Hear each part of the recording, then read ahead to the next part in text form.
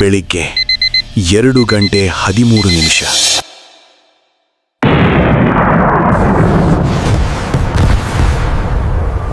ಲೋಕ ಇನ್ನೂ ನಿದ್ರೆಯಲ್ಲಿತ್ತು.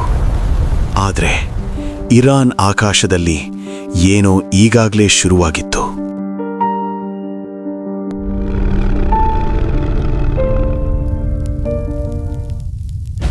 ಕೆಲವೇ ನಿಮಿಷಗಳಲ್ಲಿ ಸೂಪರ್ ಪ್ರಿಸಿಷನ್ನಿಂದ ಪ್ಲಾನ್ ಮಾಡಿದ ದಾಳಿಗಳು ಮುಖ್ಯ ಗುರಿಗಳ ಮೇಲೆ ಬಿದ್ದವು.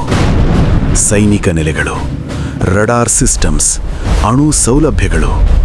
ಇದು ಸಾಮಾನ್ಯ ಅಟ್ಯಾಕ್ ಅಲ್ಲ, ಇದು ಕ್ಯಾಲ್ಕ್ಯುಲೇಟೆಡ್, ಪವರ್ಫುಲ್ ಮತ್ತು ಓವರ್ವೆಲ್ಮಿಂಗ್ ಪ್ರಹಾರ.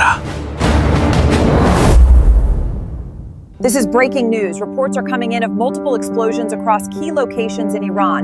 Emergency services are responding as the Tehran. This is a live report from Tehran. Massive explosions have been reported across the city as missile strikes continue.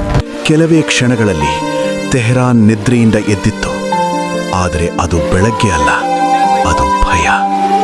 ಸೈರನ್ಗಳು ಕೂಗುತ್ತಿವೆ, ಜನರು ಓಡುತ್ತಿದ್ದಾರೆ, ಕನ್ಫ್ಯೂಷನ್ ಎಲ್ಲೆಡೆ. ಮತ್ತು ವಿಶ್ವ ಈ ಕ್ಷಣವನ್ನು ನೇರವಾಗಿ ನೋಡುತ್ತಿದೆ.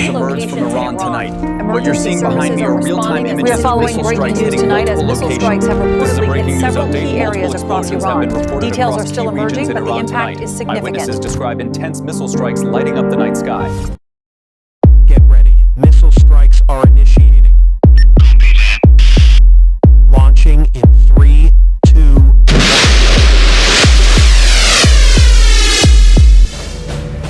ಕೆಲವು ಗಂಟೆಗಳ ನಂತರ ಪ್ರತಿಕ್ರಿಯೆ ಬಂತು. ಇದು ಎಚ್ಚರಿಕೆಯಲ್ಲ, ಇದು ಒಂದು ಸ್ಪಷ್ಟ ಸಂದೇಶ. ಮಿಸೈಲ್ಗಳು ಹಾರುತ್ತಿವೆ, ಆಕಾಶವೇ ಬೆಂಕಿಯಾಗುತ್ತಿದೆ. ಇದು ಇನ್ನು ದಾಳಿಯಲ್ಲ, ಇದು ಯುದ್ಧ.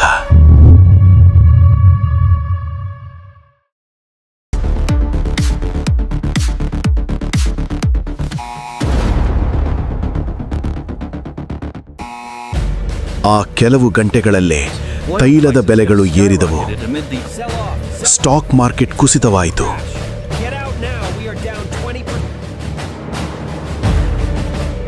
ಸರ್ಕಾರಗಳು ತುರ್ತು ಸಭೆಗಳಿಗೆ ಓಡಿದವು. ಯುನೈಟೆಡ್ ನೇಷನ್ಸ್ನಲ್ಲಿ ತೀವ್ರ ಚರ್ಚೆಗಳು. ಯಾಕೆಂದ್ರೆ ಇದು ಒಂದು ದೇಶದ ವಿಷಯ ಅಲ್ಲ, ಇದು ಜಾಗತಿಕ ಸಂಕಷ್ಟ.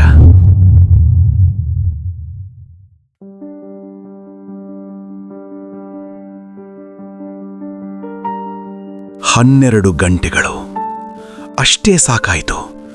ಒಕ್ಕೂಟಗಳನ್ನು ಬದಲಾಯಿಸಲು, ಒಂದು ಪ್ರದೇಶವನ್ನು ಬೆಂಕಿಯಿಡಲು ಮತ್ತು ವಿಶ್ವವನ್ನು ಅಂಚಿನತ್ತ ತಳ್ಳಲು.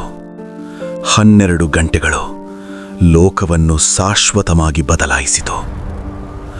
ಮೊದಲ 12 ಗಂಟೆಗಳು ಮುಗಿದಿವೆ, ಆದರೆ ಅದರ ಪರಿಣಾಮಗಳು ಇನ್ನಷ್ಟೇ ಶುರುವಾಗಿವೆ.